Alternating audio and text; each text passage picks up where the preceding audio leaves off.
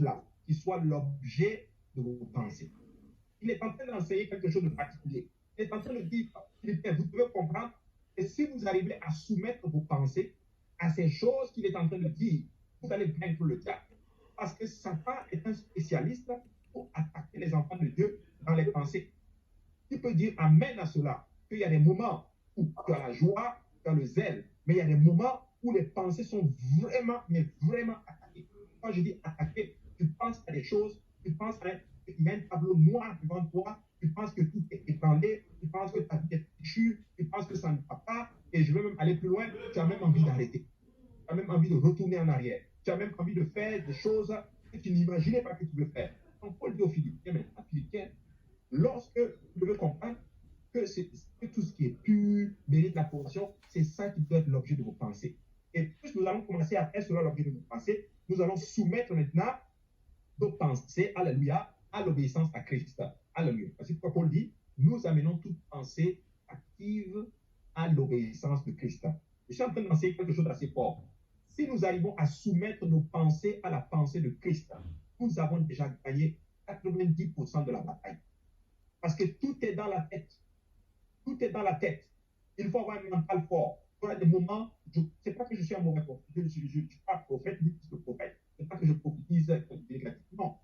Je dis la réalité. Il y aura des moments où les pensées, je vais encourager quelqu'un pour te dire, alléluia, si tes pensées commencent à être trop négatives, ce n'est pas de Dieu, c'est le diable qui veut te déstabiliser. Je vais être là aussi, je veux renouveler tes pensées et te dire que ton Dieu est avec toi, ton Dieu est bon, il a de grandes choses pour toi. Il dit, je connais les projets que j'ai formés pour vous, ce ne sont pas des projets de malheur, c'est des projets de bonheur.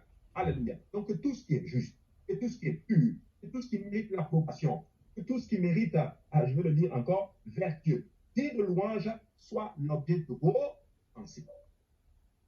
Alléluia. C'est très important, mes frères et sœurs, de comprendre cela. Donc, ils arrivent maintenant, ils vont rentrer maintenant à la terre promise, alléluia. Ils ont fait le désert et tout. Il y a eu beaucoup de choses qui sont passées dans le désert. Alléluia, c'est vrai que je saute beaucoup de choses, mais beaucoup de choses sont passées dans le désert. Ils ont murmuré, beaucoup sont morts, alléluia, suite à leurs erreurs. Ils sont restés 40 ans et ainsi de suite, mais ils sont quand même arrivés devant la terre promise. Et la terre promise, si vous voulez, c'est un type de nos promesses, un type de possession de nos promesses de Dieu aujourd'hui. Alléluia. Maintenant, que quelqu'un dise nuance. Nuance. Amen. La terre promise, Canaan, ce n'est pas un type de la nouvelle Jérusalem. Non. C'est un type de la possession de nos promesses aujourd'hui sur terre ici. Pourquoi je dis que ce n'est pas un type de la nouvelle Jérusalem? Parce qu'à Canaan, il y avait des batailles. Mais la nouvelle Jérusalem n'a plus de bataille. Alléluia. Bon, ça, c'est très important. Donc, on le représente aussi en notre terme comme la possession en notre terme du Saint-Esprit. Lorsque nous recevons la promesse de l'Éternel, alléluia, nous avons en notre terme cette promesse que Dieu a promis, alléluia, Dieu nous a promis. Des fois, certains vont passer par des moments difficiles avant de l'avoir, mais tu finis par rentrer à la promesse, dans la promesse. Maintenant, les guerres, les épreuves, les expériences, alléluia, du haut de la montagne ou de la vallée, qu'ils ont eu à faire face.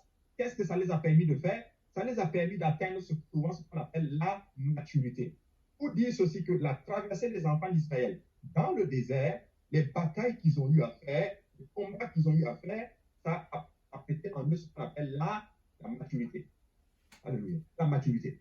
Maintenant, je vais vous enseigner maintenant quelque chose. Dans le chemin pour aller pour obtenir nos promesses, Dieu va d'abord travailler notre maturité. Amen. Oui, Dieu va travailler notre maturité. On ne donne pas des choses importantes aux enfants. Les enfants sont caractérisés par les pleurs, par les craintes et par les murmures. Ils ne sont jamais satisfaits, les enfants. Ils veulent toujours tout. Ils veulent tout maintenant. Les enfants ne sont pas patients. Mais les adultes, les matures, qu'est-ce qu'ils comprennent? Ils sont matures, ils comprennent les choses. Alléluia. Donc, quand vous commencez à vous impatienter, à être murmuré, plainte et tout, peut-être que vous êtes un bébé spirituel.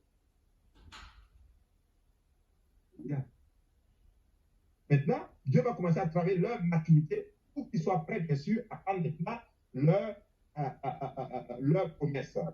Alléluia. Donc, ils sont maintenant, ils arrivent, hein, ils entrent, alléluia, et malheureusement, ils n'avaient pas compris en d'autres termes qu'il y avait aussi des combats qui les attendaient. Maintenant, je vais dire à quelqu'un, ça c'est Pasteur Graham qui l'a dit. Pasteur Graham a dit, quand tu as donné ta vie à Dieu, tu es baptisé au nom de Jésus, tu as été rempli du Saint-Esprit. Tu t'es repenti, tu es baptisé au nom de Jésus, rempli du Saint-Esprit. Et là maintenant, le problème c'est que tu n'as pas réalisé que tu es embarqué en fait dans une armée. Tu es sauvé, c'est vrai, mais tu es dans une armée. Donc il y a des combats, il y a des épreuves. Et il faut lutter maintenant.